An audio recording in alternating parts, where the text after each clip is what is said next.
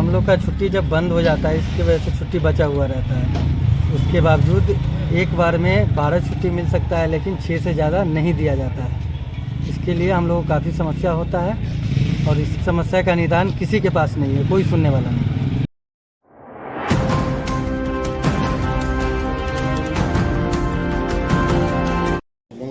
DMCH तेरी महिमा अपार, हर रोज़ एक नई समस्या, कभी डॉक्टरों के द्वारा, कभी किसी और के द्वारा।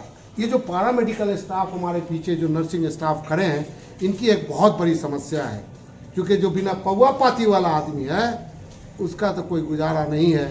आपका पौवा पाती है, अपने हिसाब से ड्यूटी बनाइए, अपने हिसाब से सैलरी लीजिए, ऐश कीजिए, मौज कीजिए। और जो लोग बेचारे निरीह हैं उनको जितना पेरना चाहता है डीएमसीएच पेड़ देता है। ये लोग आए थे यहाँ अधीक्षक, लेकिन वो नहीं है यहाँ।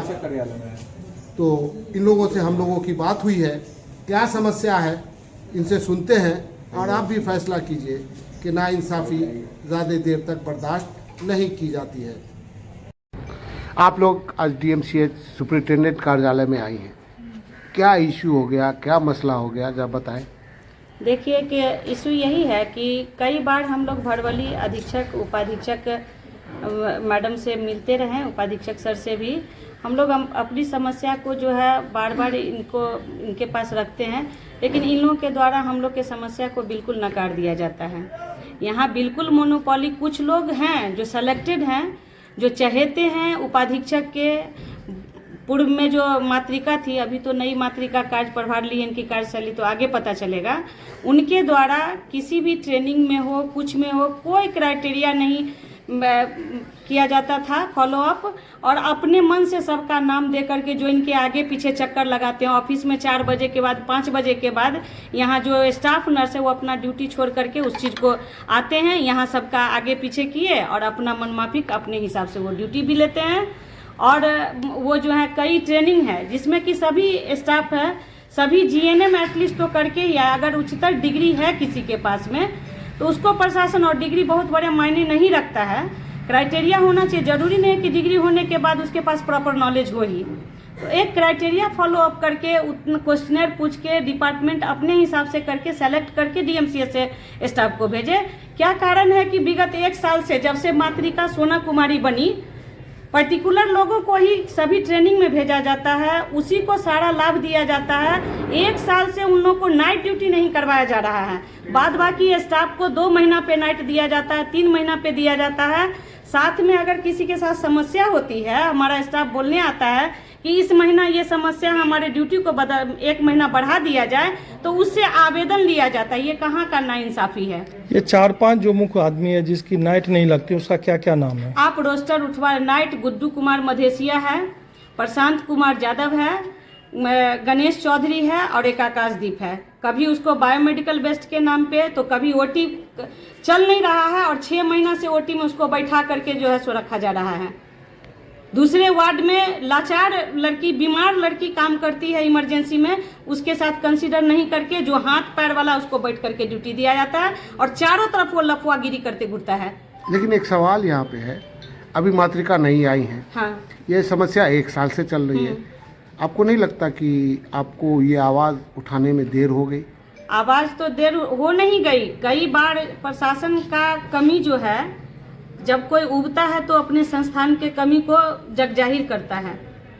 इस चीज़ के लिए कई बार हम लोग अधीक्षक से मिल चुके हैं भड़वली।